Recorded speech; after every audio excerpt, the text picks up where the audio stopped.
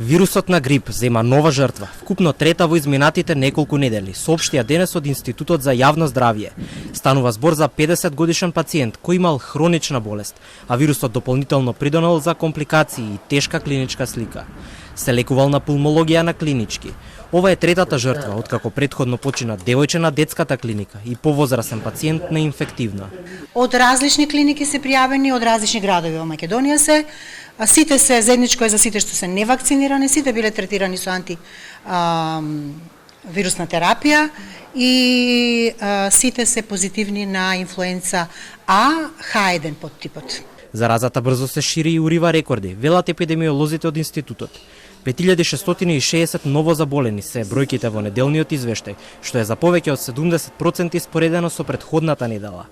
Граѓаните се свесни дека грипот периодов на секаде коси, а секој на различен начин ја превенира болеста. Не излегувам кога е ладно многу и ветровито. Ако излезам, носам обавезно маска на носот. Шо ќе правиме? Пи чаеви, топло дома, сирупи, хајде, шо ќе биде друго.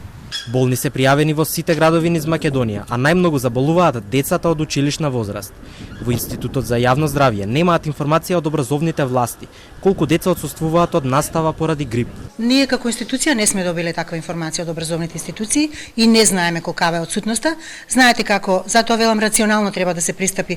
Не можете да донесете мерка ако не знаете дали што ви се случува на теренот. Значи потребно е да се приберат податоци, да се знае точно што се случува, имајќи во предвид и дополнителни фактори, дека голем број од родителите децата можеби не ги пуштаат на училиште и ради тоа што избегнуваат во ваков период децата да одат на училиште. И покрај највисокото ниво на зараза токму помеѓу учениците, од Министерството за образование велат дека ја следат состојбата и одлуки ќе носат според тоа.